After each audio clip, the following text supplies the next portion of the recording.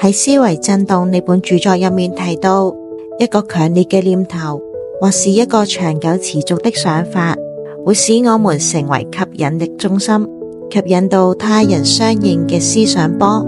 在思想的世界裏，物以類聚，你種什麼就收什麼。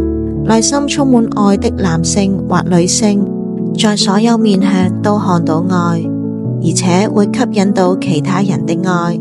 心中充滿恨的人，會得到他能忍受的所有恨。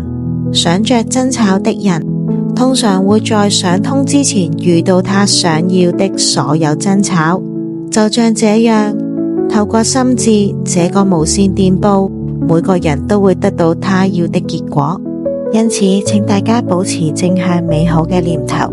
多謝大家嘅收聽，我哋聽日同樣時間再見，拜拜。